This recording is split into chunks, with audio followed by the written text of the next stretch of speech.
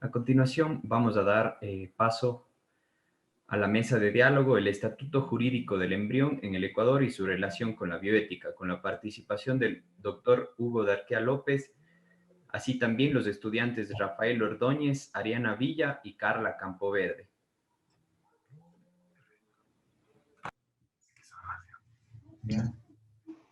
Constituye un enorme honor para mí poder presentar este diálogo a tan distinguido público, al que extiendo un respetuoso saludo.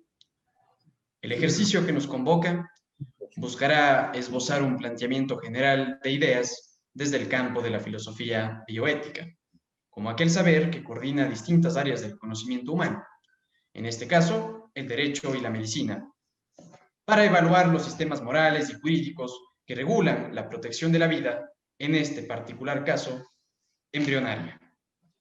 Esta labor busca introducir un tratamiento disciplinar múltiple en esta jornada. Nos acompañarán Hugo Darquea López, doctor en jurisprudencia y abogado de los Tribunales de Justicia de la República. Es especialista en Derecho Penal. Cuenta con un diplomado superior en Derecho Constitucional y Derechos Fundamentales. Se ha desempeñado como juez de Corte Provincial, profesor titular en la Universidad Católica de Cuenca y decano de jurisprudencia en la misma institución. Además, tendremos la muy valiosa participación de Ariana Villa Bermeo, abogada de los Tribunales de la República por la Universidad de La Suay, y Carla Alejandra Campoverde, destacadísima estudiante de la carrera de Derecho de la Universidad de La Suay. A continuación, concedo la palabra al doctor Hugo Darquea para el inicio de la presentación.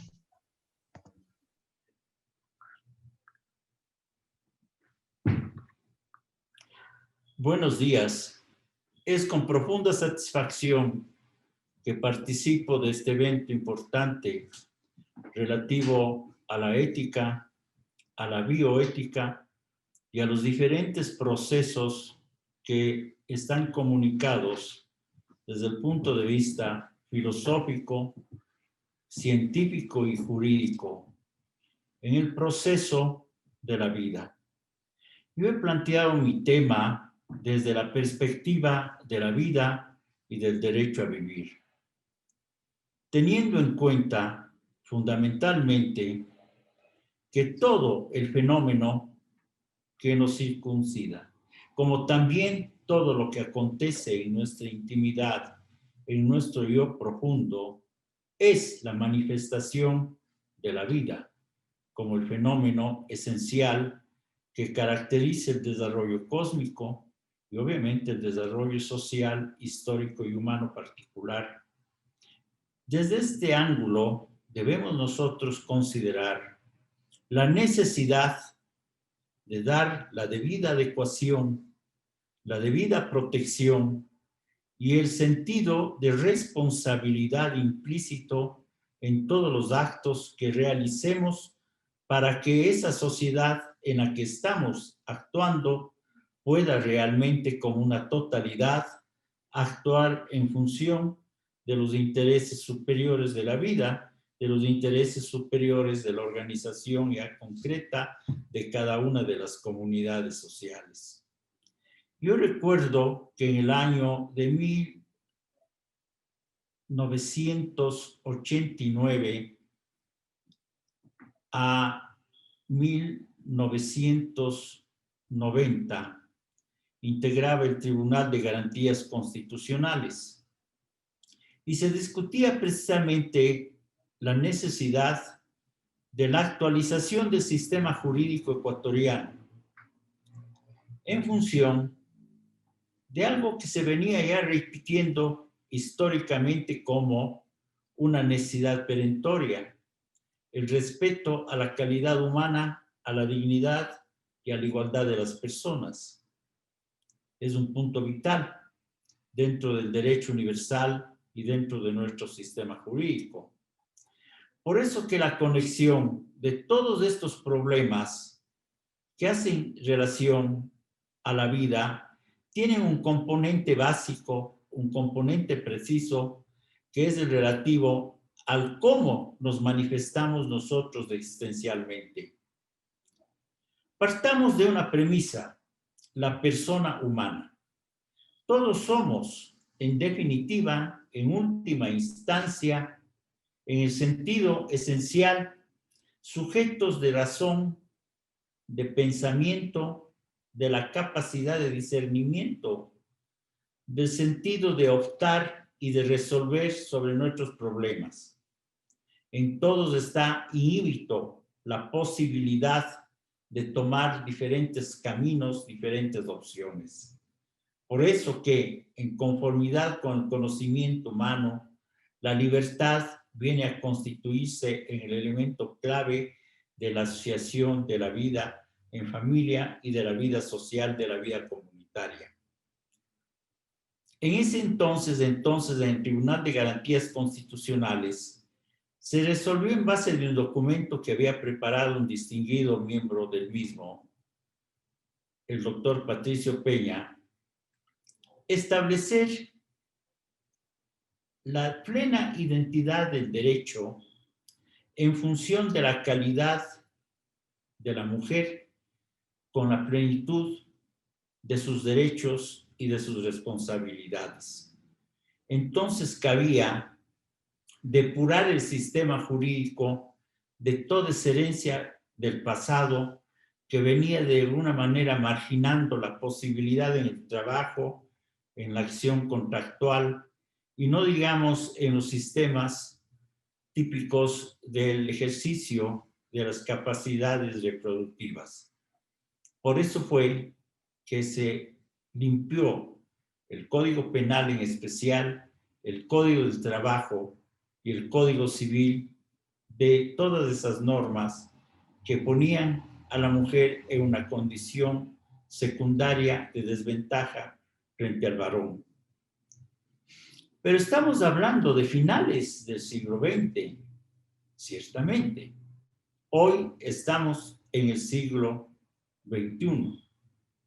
Y dentro de este lapso de aproximadamente 30 años, vemos cómo se ha sacudido en el mundo, no solo en el Ecuador, la estructura de las instituciones jurídicas.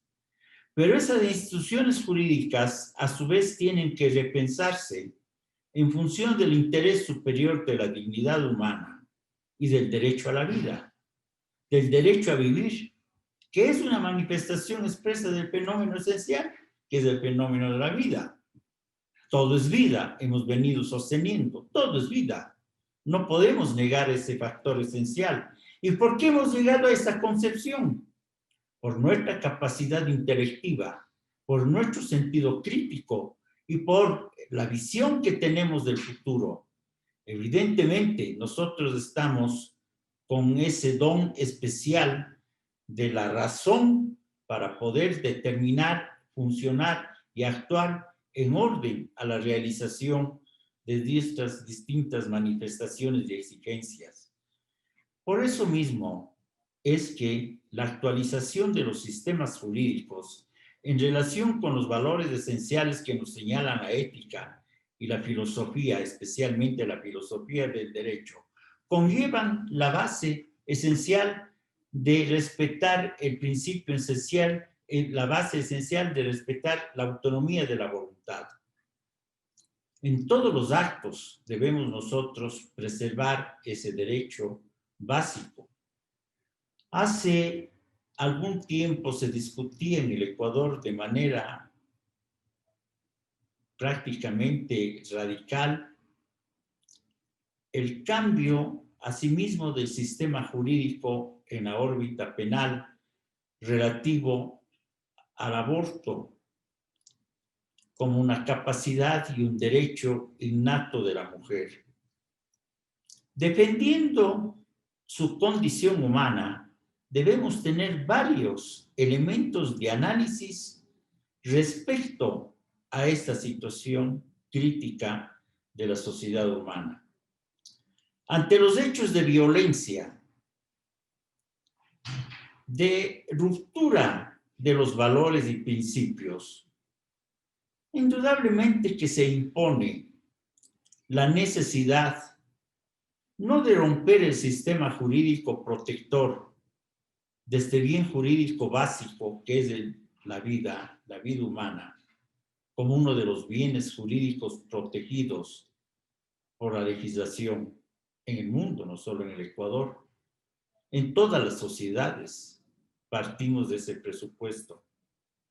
Por eso es que se establece en el artículo 147, 148, 49, 150 y los relativos al sistema de defensa de la vida y de la protección, que el aborto es sancionado como un acto violatorio de ese derecho esencial que es a vivir, el derecho a nacer y el derecho a realizarnos.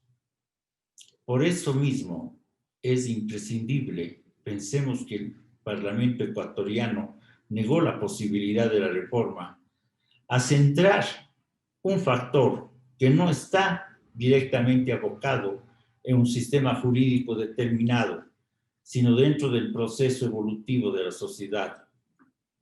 Dar fortaleza a la familia como la estructura vital en la que nos conformamos. Potenciar a la familia como el ámbito real para que el ser humano se forme con todos sus atributos y pueda desarrollarse hacia la plenitud. El poder dar paso a la vida humana significa que entre hombre y mujer debe haber necesariamente el clima imprescindible de amor y de respeto. Solamente de la unión establecida por amor podemos nosotros encontrar también la legitimidad del proceso de la reproducción y del nacimiento del ser humano. Frustrar esas circunstancias básicas del amor como el ámbito real y la responsabilidad de la pareja para definir el nacimiento de la persona es la clave para que la sociedad pueda actuar dentro de un proceso de decoro y de seguridad jurídica. Ha habido muchos hechos en el Ecuador, en el mundo, en las diferentes sociedades por las cuales se ha clamado el aborto como sentido de derecho. No, señores, el derecho es a la vida, no a frenar la vida. Eso tenemos nosotros que radicalizar realmente con sentido de absoluto respeto para que todos tengamos la posibilidad de enfrentar los sistemas y los procesos vitales. Ahora es evidente que ya en este proceso debemos de enfrentar nosotros las circunstancias específicas cuando se produce no la unión por amor libremente consentida, sino cuando existe el acceso violento de alguien que pretende dominar y domina a la mujer y procede contra ella, porque es eso, violar su intimidad. El derecho protegido también es el derecho a la libertad sexual. Y cuando se violenta la libertad sexual, se evidencia la necesidad de analizar la norma jurídica y su aplicación a la circunstancia específica de cada momento en que ha estado en curso ese hecho malévolo de la violación. Lo que debe ser sancionado es el violador, no la víctima de la violación. La mujer tendría aquí el derecho, como hemos señalado por el principio de la autonomía de la voluntad, desde la premisa de sus concepciones éticas, solamente ella a resolver si acepta o no ese proceso. Y en consecuencia, el sistema penal tiene que en este sentido abrir la posibilidad del entendimiento y de la solución adecuada a un problema tan lacerante, tan grave. Este es un punto que a nosotros, a mí en lo particular, me ha parecido esencial dentro de toda consideración sociológica. Vean ustedes que desde el punto de vista de la teoría jurídica, la filosofía del derecho que es por donde comenzaba yo a enunciar el planteamiento, determina a la persona como el sujeto fundamental de la sociedad. Todo el sistema jurídico debe estar centrado en el ser humano como el principio y el fin del sistema jurídico. Todo sistema. Perdonen la redundancia, pero es imprescindible el tener estos términos en uso continuo. Pero si el sujeto central es el ser humano, considerado en su identidad, evidentemente que por un principio ético, el derecho como norma jurídica, las instituciones tienen que amoldarse a resguardar el sentido de la dignidad humana como el valor prevalente en todas las relaciones que operen dentro de la sociedad. En consecuencia, el delito, como es la violación, tiene que ser sancionado. Y el aborto, cuando no es el producto de las circunstancias que la ley lo está permitiendo, evidentemente constituye una afectación directa al principio básico del derecho a la vida, del bien jurídico protegido que es la vida. El aborto no es, bajo ninguna premisa, un derecho. Es un acto violatorio de la dignidad del ser humano que está por nacer, a quien se le evita nacer. Por eso que el Código Civil ecuatoriano establece el concepto del nasciturus como el elemento clave, sustancial a ser protegido dentro de toda la evolución de gestación. Y desde el momento de la concepción, lo dice claramente el Código Civil del Ecuador, hay vida humana. Y desde el punto de vista filosófico, por ejemplo, Emmanuel Mounier y toda la filosofía humanista del mundo occidental están señalando este valor básico que existe la vida desde el momento de la concepción y que desde ese momento de la concepción ya ese ser que está gestándose es una persona.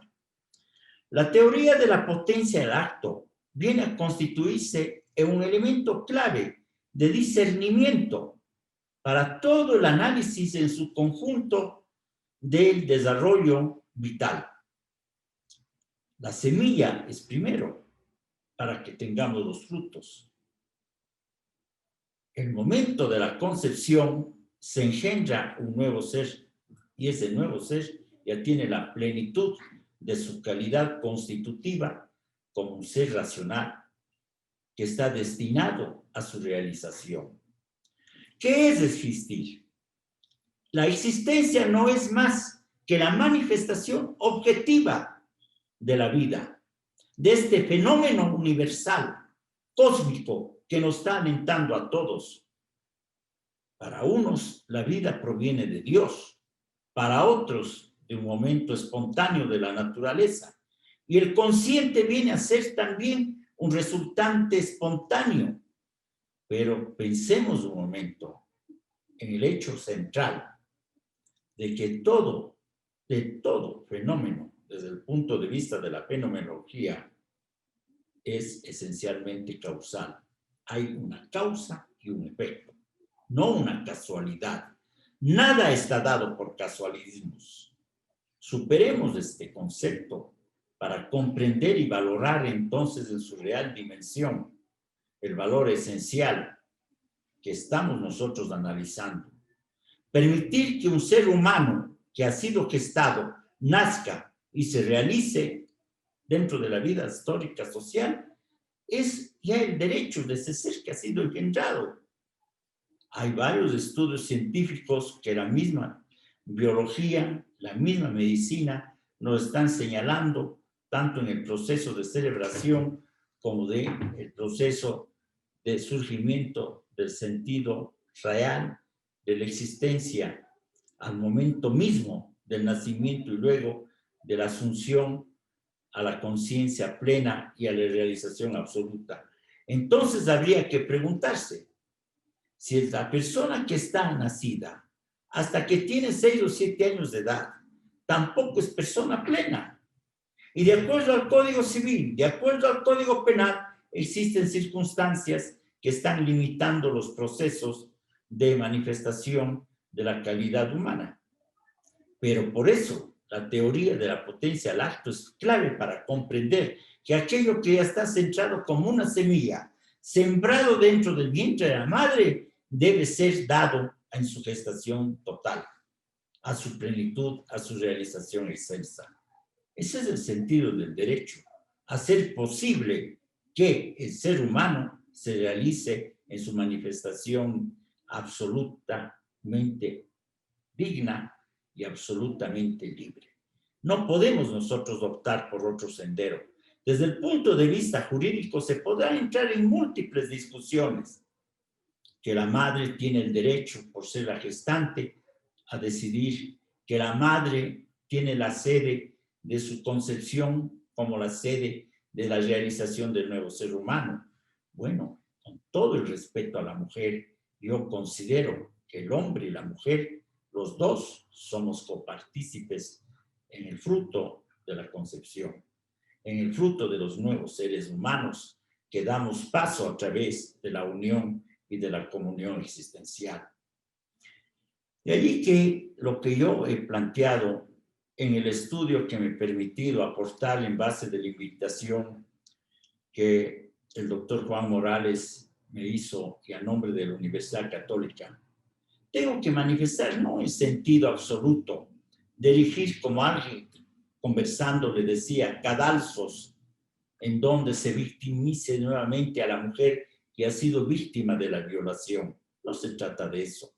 Se trata de establecer el justo medio, con precisión meridiana, en donde está el derecho.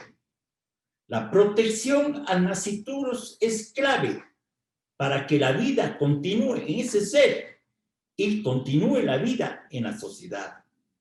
Si nosotros liberamos a la capacidad absoluta, como si se tratara de comprar objetos o de intercambiar mercancías, también el hecho de nacer y de morir, estaríamos entrando en un ciclo tremendo de destrucción, en un colapso de la civilización. No estamos desde la perspectiva dogmática, no. Estamos en el respeto total a la dignidad de la persona, a la dignidad del ser humano, a la dignidad de la vida. Así como se tiene derecho a nacer, se tiene también evidentemente el derecho a decidir cómo producir los diferentes actos del trabajo, de la realización social, de la creación del entorno familiar, de la vinculación del patrimonio y de todos los bienes y beneficios sociales que el trabajo organizado nos posibilita acceder. Ahora en el siglo XXI existe la posibilidad de crear, se dice, a través del desarrollo de la ciencia y la tecnología y de la tecnología, nuevos implementos hasta a través de la robotización, establecer un mestizaje robotizado. Bueno, nos preguntamos si la libertad y la razón, la conciencia, el sabernos quiénes somos y a dónde estamos destinados, es característico del ser humano. Es el ser humano el que ha hecho el robot. No es al revés. Los medios electrónicos tienen un límite. Ese límite está dado por la capacidad humana. Todo tiene, hemos señalado, una causalidad. Y todo está cruzado, queramos o no, transversalmente por el sentido ético de la vida. Más allá de la ética, ¿qué podemos encontrar? La destrucción, el caos, la violencia, la dominación del más fuerte sobre el más débil, la liquidación de los derechos y de las responsabilidades humanas. Llevar a eso, a nuestra sociedad, es realmente tratar de ver un mundo disparatado, un mundo en que la locura ha sustituido a la razón, el odio a la solidaridad, la injusticia a los valores centrales. Este mundo, bajo ningún punto de vista, podrá realizarse si no es con el respeto absoluto a los valores esenciales de la vida humana. Tenemos que volver a la educación centrada en los principios sólidos de aquellas virtudes elementales que nos han hecho posible discurrir en diálogo, soportar al otro, respetar la diferencia, suavizar los climas de tensión, solamente desde un punto de vista esencialmente humanista, podremos nosotros salir adelante, si es posible, hacia el siglo XXII. Pero antes tenemos que derrotar a la pandemia. Antes tenemos que sobreponernos a este problema tan grave que nos está afligiendo a todos como seres humanos. ¿Qué podemos nosotros pretender, señores, si ante un virus como este, la humanidad entera sufre los efectos ya no solo en la salud inmediata? No, tenemos que ver los efectos económicos, los efectos políticos de la pandemia por un virus. Hemos descifrado lo que es el virus. Para unos es un ser vivo, para otros no. ¿Qué es entonces si puede adaptarse a las circunstancias? Veamos nosotros la limitación entonces de nuestra capacidad humana, pese a los avances científicos. Y como decía precisamente Albert Einstein, todo es relativo. Yo he pensado muchas veces que hasta la ley de la relatividad está sometida al principio de la relatividad, porque si todo es relativo, tenemos que dar paso esencial. ¿A qué? A encontrar absolutos, valores esenciales que nos posibiliten actuar dentro de la conducción cierta del orden, de la justicia, de una justicia social correctamente aplicada, que vaya enfocada por la solidaridad a la solución de los grandes problemas de la humanidad y de nuestra sociedad en concreto, a edificar un mundo más comprensivo, de integración y de respeto a la familia como el núcleo central de la sociedad humana.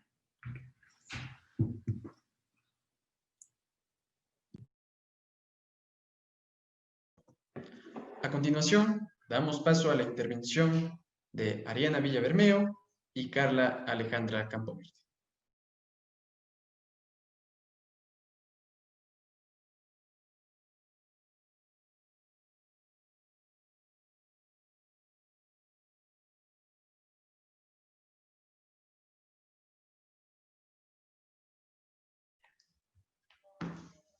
Bueno, muchas gracias y buenos días con todos los asistentes. Muchas gracias por esta introducción. En esta oportunidad me gustaría iniciar refiriéndome a un tema mencionado por el doctor Darquea y que se refiere al fenómeno vital. En este punto yo me separo un poco del criterio de la Corte Interamericana de Derechos Humanos, que como tal sitúa el inicio de la vida, el momento de la anidación. Sin embargo, por mi parte, considero que la vida inicia en el momento del primer contacto entre las células sexuales masculina y femenina, es decir, en el momento de la fecundación. Y esto, desde luego, tiene en su sustento científico, considero que esta es la teoría apropiada. Citando al doctrinario José Joaquín Ugarte, vamos a ver que situar el inicio de la vida en el momento de la anidación implicaría alegar que todo lo que le precedió a esta no estaba vivo, es decir, no era un ser humano. Sin embargo, deberíamos encontrar en este alegato un sustento científico que sea capaz de comprobar el hecho de un cambio de naturaleza que sea capaz de transformar lo no humano en un ser humano. De manera que con este punto de partida continúe el análisis hablando del estatuto jurídico del embrión humano como tal. En términos jurídicos, al referirnos al estatuto, hablamos del tratamiento que le da la norma, en este caso al embrión. Y desde luego, como nosotros sabemos, referente a este existen un sinnúmero de posiciones disidentes al respecto. Por la premura del tiempo me voy a referir únicamente a dos, que son las principales y resultan ser totalmente contrarias. La primera de estas es la que cataloga al embrión dentro de la categoría jurídica de las cosas. Es decir, le da un tratamiento de objeto, no de sujeto. Uno de los principales argumentos a favor lo encontramos en una obra de la Universidad de Oxford que se titula La ambigüedad del embrión humano y nos habla de el debate ético que gira en torno a este. Entre estos se presentan las personas que escribieron esta obra, nos hablan de que no consideran que sea necesario otorgarle una protección al embrión humano y nos presentan en contrapuesto unos enormes beneficios del hecho que traería el no otorgarle esta protección y que se permita experimentar y manipularlo con él, obviamente, nuevamente dándole este tratamiento de objeto y no de sujeto. Es así que incluso en estas personas nos ofrecen una posible promesa de aliviar padecimientos del ser humano. Entonces colocan en una suerte de balanza los beneficios de no protegerlo como un ser humano, que resultan, a su parecer, ser mucho mayores que el hecho de protegerlo como tal. Desde luego existe una posición contraria a esta, es la que propugna por la defensa y la protección del embrión como un ser humano como tal. En este caso, me parece, para graficar mejor el punto, me parece necesario referirme a un punto mencionado por el doctor Darquea, que nos habla de la filosofía humanista de Emmanuel Mounier. En su filosofía, textualmente nos dice: yo soy persona desde mi existencia más elemental, y lejos de despersonalizarme, mi existencia encarnada es factor esencial de mi fundamento. Yo existo subjetivamente y yo existo corporalmente, de manera que son una sola y una misma experiencia. Considero que es el pilar fundamental sobre el que se erige toda la postura que defiende la humanidad del embrión humano y que se basa en una premisa en extremo sencilla pero en extremo profunda, que es simplemente el respeto a la dignidad del ser humano. Considero que se puede debatir ampliamente y es necesario escuchar todas las posiciones disidentes al respecto, pues todas tienen puntos válidos. Y el debate gira en torno sobre si el nasciturus puede o no ser considerado un ser humano, y mucho más allá desde la perspectiva legal, si es que este puede ser considerado una persona y que le merezca una protección legal como tal. Sin embargo, también es cierto que es un hecho científicamente comprobado que el embrión humano es el primer estadio durante el proceso de gestación que concluirá con el alumbramiento del ser humano como tal. Es por esto que considero que no por el hecho de su temprano desarrollo debamos considerarlo menos humano, es decir, sometiéndolo a un tipo de discriminación desde el punto de vista legal. En cuanto a las dos posturas, como podemos ver, es necesario analizar los potenciales efectos que tomaría optar por una u otra. Sin embargo, a mi parecer, y estas necesitan ser analizadas con mucho mayor profundidad. Sin embargo, a breves rasgos podemos ver cómo las potenciales consecuencias de la primera opción que he mencionado, es decir, darle al embrión un tratamiento de objeto y no de sujeto, son las que resultan más alarmantes. Pues vamos a ver que potencialmente podría ser objeto de relaciones jurídicas entre particulares, podría incluso entrar en el comercio humano. Se abriría la puerta libre a cuestiones como prácticas eugenésicas, cuestiones como clonación, manipulación de los embriones como tal. Y de hecho, considero que no nos debemos centrar tanto en los usos, por así decirlo, sino también en las consecuencias de dichas prácticas. Y para esto, me permito hacer referencia a una obra que todos debemos tener en cuenta al momento de abordar este debate. Y esta obra se titula Hacia el futuro de la naturaleza humana. En esta, Habermas nos plantea un debate importante para todos. Es un debate desde la perspectiva de la ética de la especie, es decir, del género humano como tal. Y también nos llama al pensamiento, a la introspección, desde el punto de vista de la ética del ser en sí mismo. Entonces, planteémonos los potenciales efectos del progreso de la biotecnología. En este sentido, vamos a ver que se nos ha planteado que es muy probable el hecho de que a larga data los individuos que hubiesen sido sometidos a este tipo de intrusiones durante su etapa embrionaria sufran una disminución en la capacidad de autoconciencia y autodeterminación. Es decir, que este tipo de prácticas tendría la potencialidad de anular la libertad y la autocomprensión del ser humano. Esta es sin duda es solamente una de las miles de posibilidades que probablemente escapan nuestra imaginación.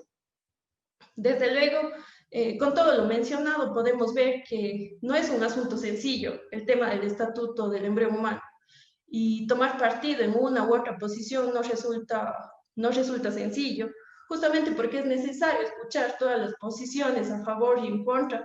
Desde luego tendrán todos puntos válidos.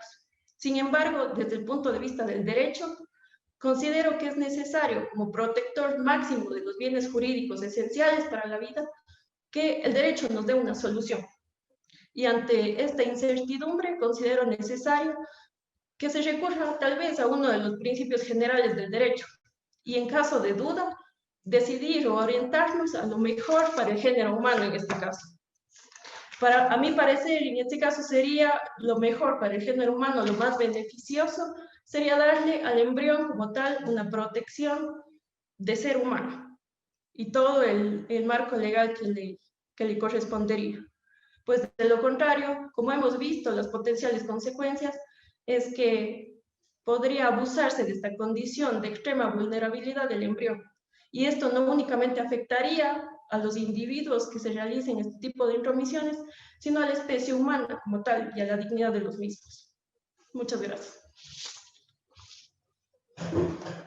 Bien, buenas tardes con todos. Agradezco a la Universidad de la SUAY por este espacio y a todos mis compañeros de trabajo. Nada más referirme a una frase utilizada por el famoso médico y filósofo Albert Schweitzer, que nos dice que la ética no es más que la reverencia por la vida.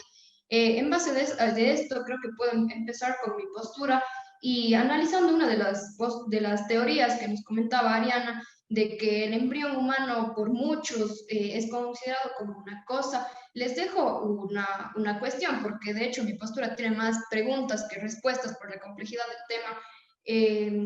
En caso de que el embrión sea considerado una cosa, ¿podría ser este objeto del comercio humano, de contratos como lo son el de compraventa, el de donación y diversos negocios jurídicos que de hecho ya se están dando hoy en día, pero que todavía no han sido regulados?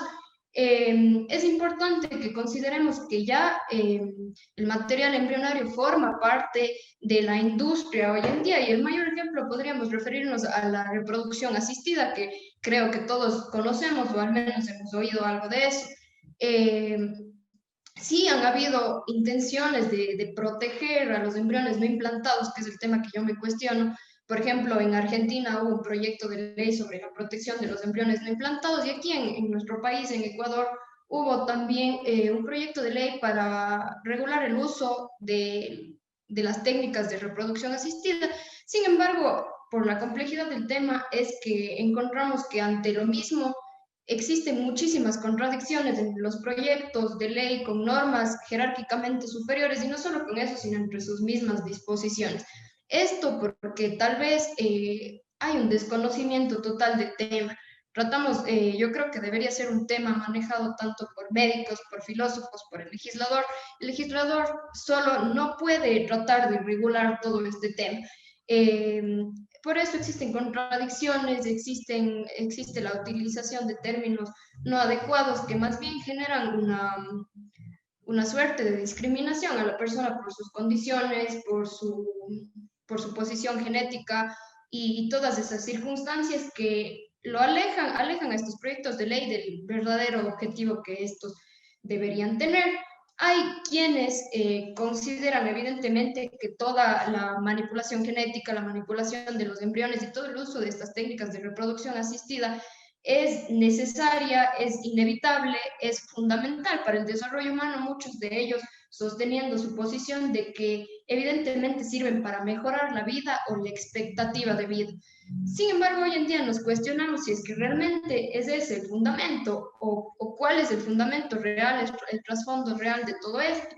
Me permito mencionar un ejemplo. En China, hace no mucho, un médico que manifestó que había logrado que nazcan bebés genéticamente modificados en los que se suprimía el gen CCP5, que es el portador de la proteína que posibilita el contagio del VIH.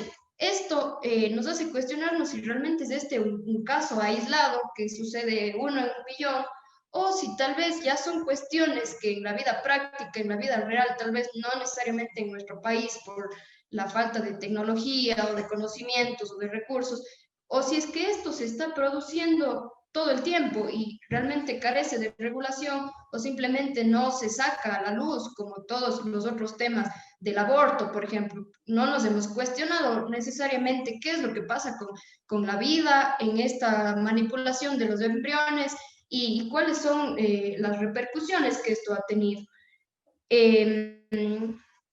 Es necesario considerar que si bien la evolución de la ciencia nos ha permitido tener múltiples beneficios, es necesario que tenga un límite que se convierte en el principal reto para la investigación, para la ciencia, para la evolución, y que tiene una connotación ética, es decir, que tengamos una serie de principios que guíen cualquier investigación que desde mi punto de vista tiene que ser incluso acompañada de una regulación jurídica que permita en su conjunto proteger la vida del ser humano y su dignidad, y no necesariamente conllevarla a la deshumanización, que es lo que se ha estado produciendo hoy en día.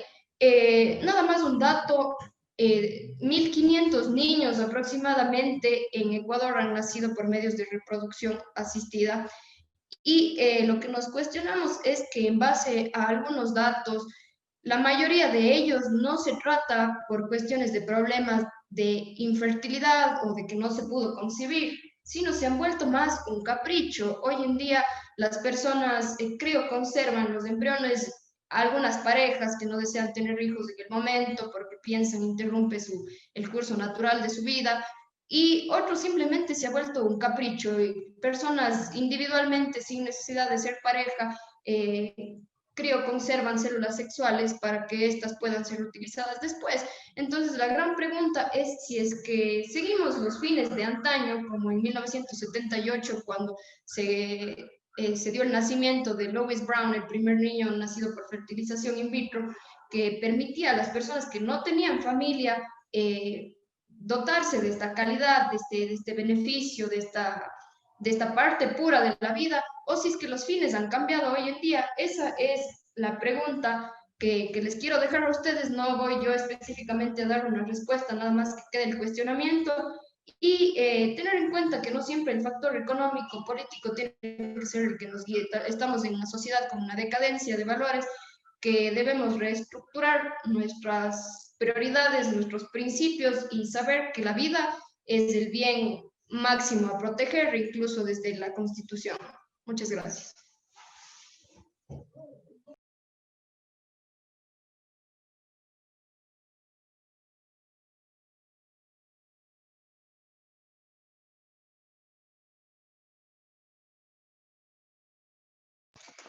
Agradecemos profundamente la participación de nuestros ponentes en el día de hoy. Sin lugar a duda, las posiciones presentadas permiten enriquecer los procesos de discusión en diálogo en torno al estatuto jurídico y ético del embrión. Muchísimas gracias.